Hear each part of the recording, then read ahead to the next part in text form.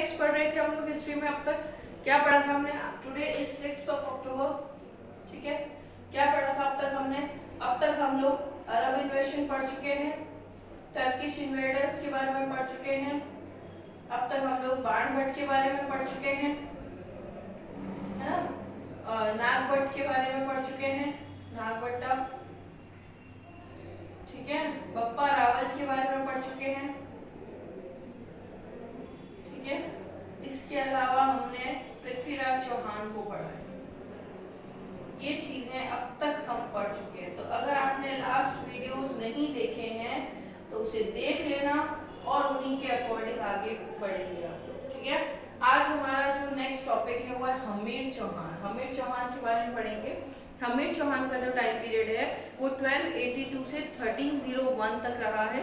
हमीर जो थे वो जैत्र सिंह, राजा जैत्र सिंह, फादर कौन थे हमीर देव के? जैत्र सिंह। जैत्र सिंह जी के तीसरे पुत्र थे। कौन से पुत्र थे? थर्ड नंबर सन कौन थे इनके? हमीर चौहान, जैत्र सिंह के, ठीक है। लेकिन उन तीनों में सबसे ज्यादा एबल जो थे, सबसे ज्यादा शक्तिशाली और सबसे ज्यादा जो सेंसिबल पर्सन थे वो थे हमीर सिंह जी, ठीक है। He enthroned him in his during his lifetime, जब जीवित थे जैत्र सिंह जी तभी उन्होंने जो अपनी राजगद्दी है वो हमीर चौहान को दे दी थी 1282 में। 1282 तक जो है 1282 के अंदर इन्होंने जो है राजगद्दी दे दी थी। Till 1288 Hammir followed the policy of expansion. 1282 से लगा करके 1288 तक सिर्फ उन्होंने अपने आप को फैलाने का काम किया। एक्सपांशन मतलब खुद को फैलाना, खुद के साम्राज्य को फैलाने का काम किया। The states which he won in the war were reinstated after receiving the money from them। उनसे जो पैसे वो लेते, वो युद्ध करते, पैसे लेते और फिर उनको वापस अपनी अपनी जगह पे अपने राजाओं को सौंप देते थे, ठीक है। इसके बाद में after this he called the आयोजन ऑफ कोटि यज्ञ। उन्होंने कई तरह के आयोजन करवाए, कोटि यज्ञ के आयोजन करवाए, काफी सारे ऑनर्स को बुलाया, वहां पे काफी सारा उनका सम्मान भी हुआ और विश्व स्तर पर उन्हें जाना जाने लगा। And after defeating Sameer Singh, Sameer Singh को हराने के बाद, समीर सिंह कौन थे? Sameer Singh was the ruler of Mewar. Sameer Singh was the ruler of, मतलब राजा थे वो कहाँ के? मेवाड़ के। मेवाड़ के राजा थे समीर सिंह जी। उनको हराने के बाद में इन्होंने हमीर चौहान की ख्याति जो है वो राजस्थान में भी बढ़ गई, राजस्थान में भी इनका वर्चस्व बढ़ गया, ठीक है। उसके बाद में हमीर और जलालुद्दीन खिलजी की अगर बात करें तो there was a period when the Delhi सल्तनत was passing from the mismanagement। Delhi सल्तनत पूरी तरीके से मिसमैनेजमेंट से गुजर रहा था। कोई मैनेजमेंट नहीं था, कोई राजा ठीक से कार्य नहीं कर रहा था, कोई राजा नहीं था। उस समय दिल्ली का जो सुल्तान था वो खिलजी था। उसने डिसाइड किया 1290 में कि वो जो है इंक्रीज करेगा अपनी पावर को और किसको खत्म करेगा? वो हमीर को, ठीक है। After occupying the area of Jain, Jain का क्षेत्र अपने अंडर में कर देने के बाद में ही बिसीज्ड रणथंबोर, उसने रणथंबोर को पूरा अपने कब्जे में कर लिया, उसे सीज कर लिया। But after the failure of his effort, लेकिन इन सब कार्यों में खिलजी जो था, जलालुद्दीन खिलजी, वो फेल हो गया। उसके बाद में उसने रणथंबोर का किला भी जीत लिया, ठीक है। उसके बाद अगर हम बात करें तो हमीर ने बहुत सारे अटैक्स जो है उनको सक्सेसफुली पास आउट किया, सबको फेल किया, सबको हराया। ड्यूरिंग द एक्सपेडिशन, अगर एक्सपेडिशन की बात करें तो एक्सपेडिशन के दौरान when the forces of Jalaluddin were having the heavy losses, जिस समय जलालुद्दीन की फोर्सेस बहुत भारी मात्रा में लॉस का सामना कर रही थी, Jalaluddin left the battlefield. Jalaluddin जो जहाँ पे युद्ध हो रहा था उस युद्ध क्षेत्र को छोड़कर चला गया और क्या कहकर गया? I do not give even a slightest importance of 100 to hundreds of such efforts in the comparison of a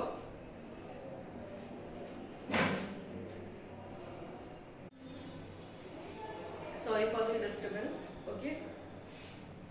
Jalaluddin Khilji ने कहा कि मैं ऐसे किले को जरा से भी महत्वता नहीं देता जिसके कारण मेरे हजारों सैनिक, मुस्लिम सैनिक मारे जाए, ठीक है। These expeditions of Khilji have been described by अमीर खुसरो। ये जितने भी खिलजी ने एक्सपेडिशंस किए इन सब के बारे में कहाँ लिखा हुआ है? अमीर खुसरो में लिखा हुआ है। अमीर खुसरो ने अपनी किताब जो है मिफ्ताहुल फुतूह उसके अंदर लिखा है। ठीक है, अब हम बात करेंगे हामिर और अलाउद्दीन खिलजी की। जलालुद्दीन तो हार गया हामिर देव से। अब बारी आई अलाउद्दीन खिलजी की। Alauddin Khilji killed his uncle. Alauddin Khilji ने अपने ही अंकल जलालुद्दीन खिलजी को 1296 में मार दिया और उनके स्थान पर दिल्ली का सुल्तान बन गया। कुछ ही सालों बाद में जब उसने राजगद्दी संभाली थी, उसके कुछ ही सालों बाद उसने कहाँ अटैक किया? रणथंभौर पे अटैक करना स्टार्ट कर दिया। The following were the reasons for this। अब वो रणथंभौर पर ही क्यों अटैक किया उसने? Ranthambore was very important from the strategic point of view। strategic point of view से अगर बात करें तो रणथंभौर बहुत ज़्यादा important क्षेत्र हुआ करता था। By occupying his fort, ये यहाँ का किला जीतने के बाद में Alauddin wanted to give an imprison to the Rajput rulers. जितने भी राजपूत रूलर्स हैं उन सबको पकड़ के कैद कर लेना चाहता था। कौन? अलाउद्दीन खिलजी। लेकिन वो इसके अंदर अपने जो है राजपूत रूलर्स जो कि ब्रेव और स्ट्रॉन्ग थे उनके जो उसके लिए जो मकसद बनाया था, इसका जो मकसद था उसके लिए जो गलत भावना के साथ उसने राज करने की धारणा के साथ में उनके ऊपर हमला किया था वो सक्सेसफुल नहीं हो पाया। ओके, रणथंभौर जो था वो दिल्ली के बहुत पास था, नियर बाय था बिल्कुल, है ना। Therefore, Khilji is in any way could not tolerate the increasing power of Chauhan. तो खिलजी जो है अब वो दिल्ली में है और उसके जस्ट पास में रणथंभौर के अंदर जो है चौहान वंश के राजा या राजपूत राजा हम जिसे कह सकते हैं उनका राज वो बढ़ता चला जा रहा है राज। तो क्या दिल्ली का सुल्तान ये टॉलरेट करेगा कि मेरे आसपास या किसी भी क्षेत्र में भारत के जो है राजपूतों का राज बढ़े? तो मैं आपको बता देती हूँ मुगल्स और राजपूत के बीच में वैसे भी बहुत कट्टर विरोध रहता था। मुगल्स और राजपूत आपस में एक दूसरे से बहुत बड़े दुश्मन रहे हैं।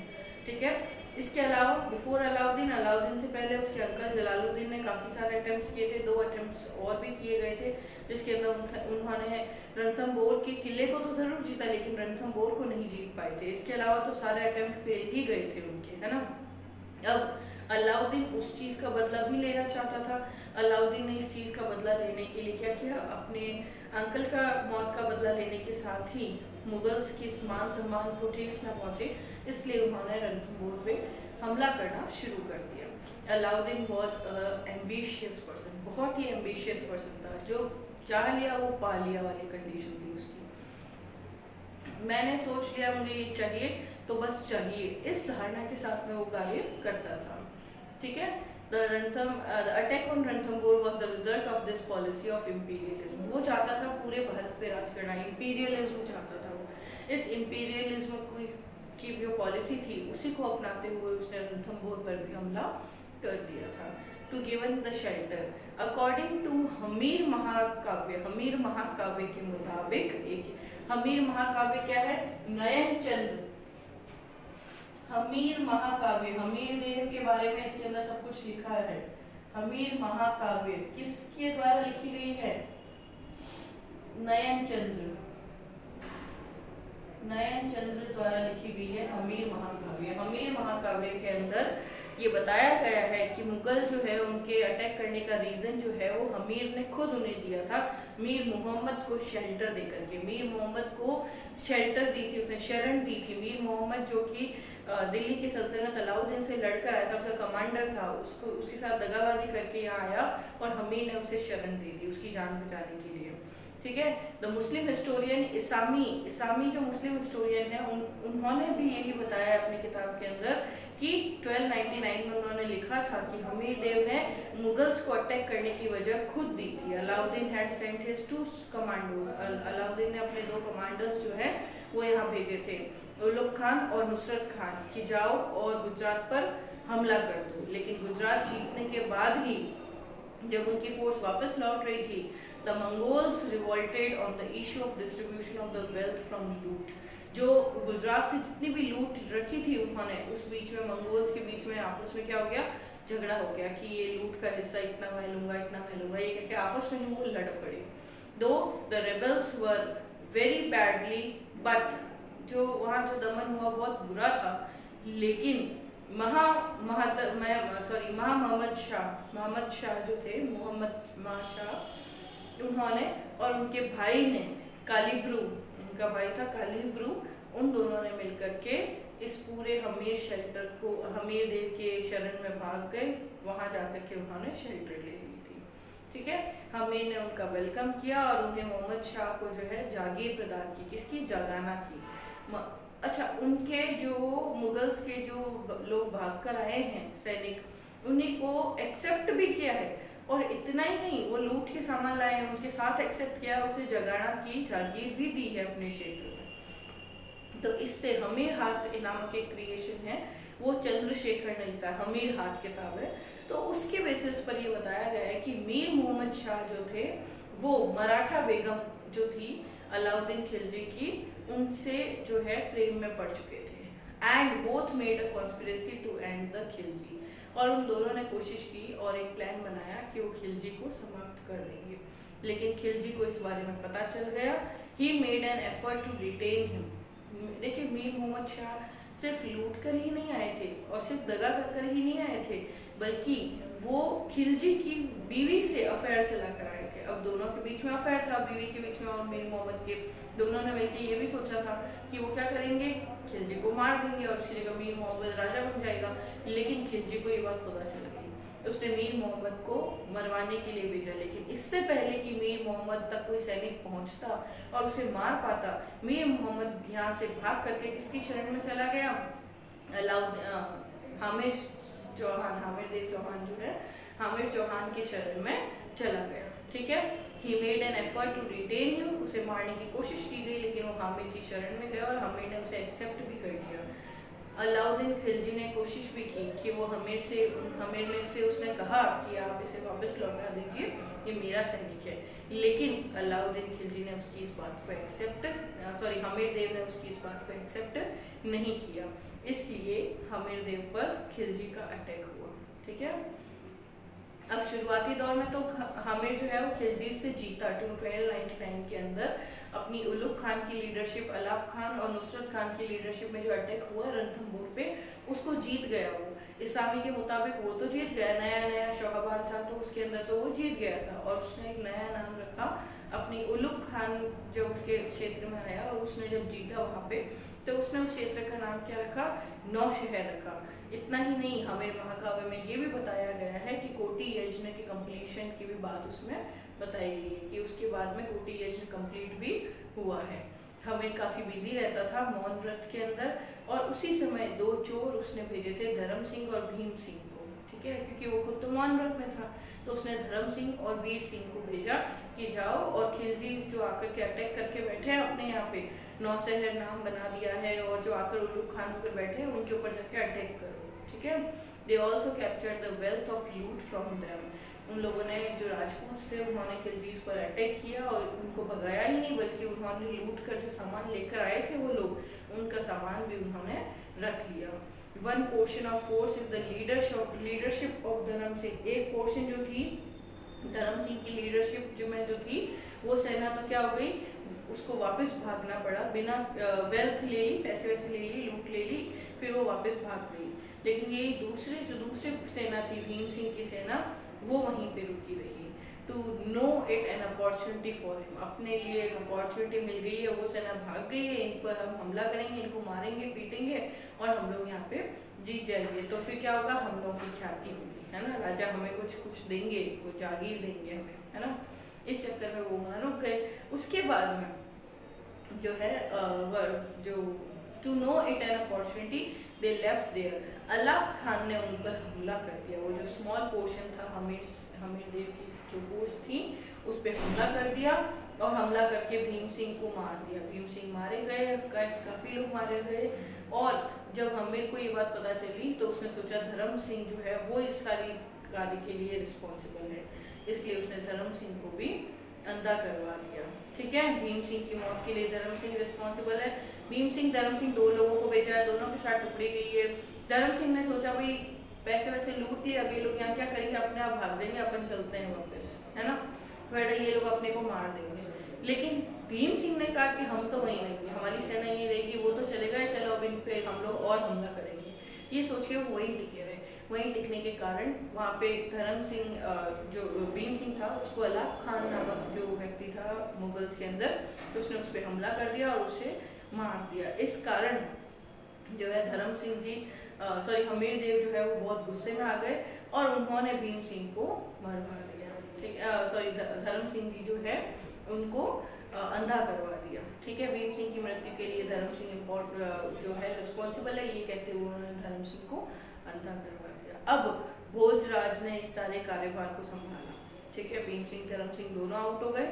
अब भोजराज आया, बट लेकिन भोजराज जो है वो मिसमैनेजमेंट हो गया, उससे सारी चीजें संभल नहीं पाई और जल्द ही उससे भी क्या हो गया, वो अनपॉपुलर हो गया। लोगों ने कह दिया हम इसे एक्सेप्ट नहीं करेंगे, सारी फोर्सेस ने कह दिया इसके नेतृत्व में अगर हमने युद्ध किया तो हम हार जाएंगे। ठीक है, अब इस कंडीशन के अंदर धर्म सिंह जो है उसने राजा को ये विश्वास दिलाया कि आपने मुझ पे अविश्वास जरूर किया है, लेकिन मैं अपने राज धर्म को छोड़ूंगा नहीं और मैं युद्ध में जाना चाहता हूँ और मैं जो है इसके अंदर युद्ध करूंगा। ठीक है, therefore the masses become the unsatisfied.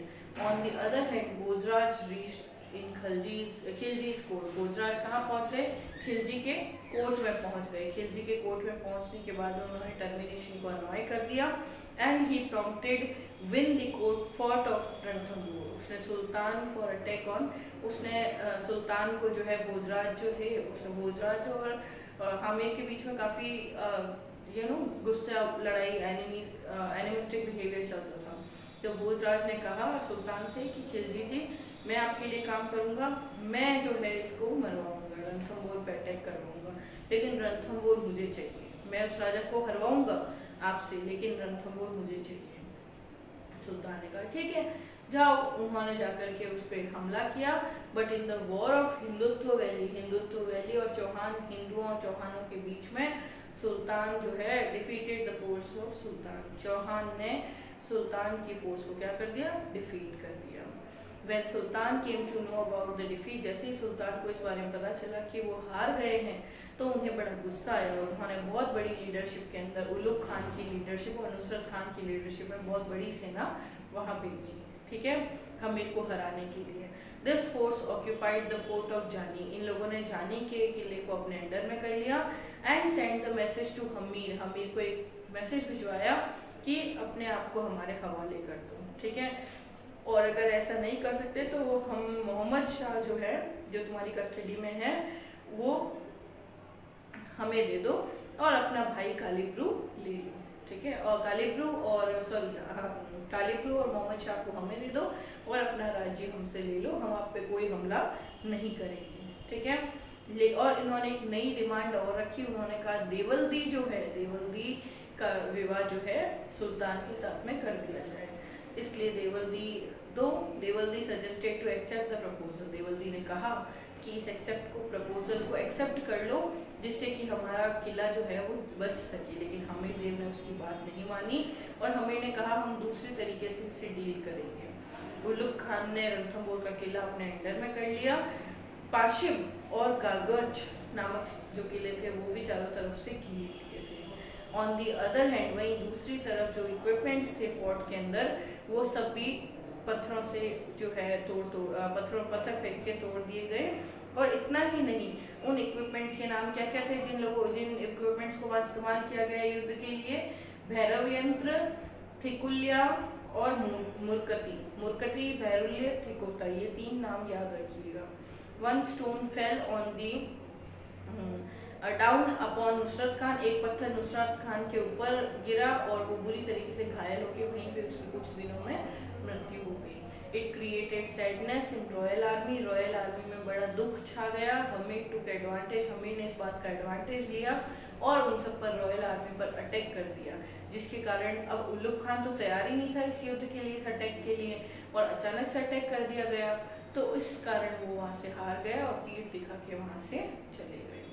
ठीक है, उसके बाद अलाउद्दीन को बड़ा गुस्सा आया जब उसकी सारी सेना हार गई, टूट फूट गई है, सब टूट गया है, सब छूट रहा है। उस कंडीशन में क्या किया अलाउद्दीन ने कोशिश की कि हम क्या करेंगे, हमला करेंगे और रणथंबोर को अपने अंडर इसी तरीके से उन्होंने हमीर चौहान जो है उसे अपने अंडर में कर लिया, रणथंभौर को। हालांकि अब इस पूरी हिस्ट्री से हमें क्या पता चलता है, हमीर चौहान एक बहुत ही पावरफुल राजा था जिसने कभी कोई हार मानी ही नहीं, है ना, कभी कोई हार मानी ही नहीं। इवन अब तक जितनी स्टोरी मैंने आपको बताई है उसके अंदर कहीं पर भी हमीरदेव चौहान कभी हारा ही नहीं, मरा ही नहीं, हारा ही नहीं, हाथों ही नहीं लगा, है ना। रॉयल आर्मी, दिल्ली सल्तनत है, उसके अंडर में भी नहीं आया। तो ये सारी चीज़ें हमने आज पढ़ी। कल हम लोग सेकंड पार्ट के अंदर इसका देखेंगे कि हमीर चौहान ने एट द एंड उसकी हार कहाँ हुई और उसके बाद में मुगलों से अटैक करने के लिए, मुगलों से सामना करने के लिए कौन सा नया राजा आया। ठीक है, तो उम्मीद करती हूँ आपको चीज़ें समझ में आई है हमीर चौहान के बारे में। इन चीज़ों को घर बैठ के पढ़िए, समझिए, नोट्स बनाइए और नेट पे जाएंगे ना आपको और हमीरदेव के बारे में समझ में आएगा, पता चलेगा। तो उन सबको नोट्स बनाइए, नोटबुक में लिखिए, जिससे कि सारी स्टडीज कंटिन्यू हो सके आपकी। ठीक है, हमीर चौहान के बारे में लास्ट जो पार्ट है कि उसके ऊपर कैसे हमला किया, फाइनली ऐसा क्या हुआ जब मुगल्स ने उन पर हमला कर लिया और उसको अपने अंडर में तक कर लिया, किस हिसाब से, या क्या ऐसा हुआ जिसके कारण हमीर चौहान की मृत्यु हुई। तो ये सारी चीज़ें हम नेक्स्ट वीडियो में पढ़ेंगे और नेक्स्ट वीडियो में इसके बाद में क्या हुआ मुगल्स अटैक के बारे में, मुगलों से किसने सामना किया, ये सब चीज़ें पढ़ेंगे। तब तक के लिए घर रहिए, सुरक्षित रहिए, बिल्कुल सेफ रहिए, बाहर नहीं निकलिए, जितने नोट्स पढ़ाए जा रहे हैं वो सब पढ़िए। इसके अलावा स्कॉलरशिप फॉर्म से रिलेटेड डिटेल वैसे मैंने आपके सभी के घर पे कॉल करके बता दी है, अगर नहीं भी पता चली है तो स्कॉलरशिप फॉर्म से डिटेल लीजिए आप हमसे और हमसे बात कीजिए, पर्सनली मुझे कॉल कीजिए, कोई डाउट है तो अपनी स्कॉलरशिप के फॉर्म डिपोजिट करवा दीजिए। ठीक है, बाय बाय, टेक केयर।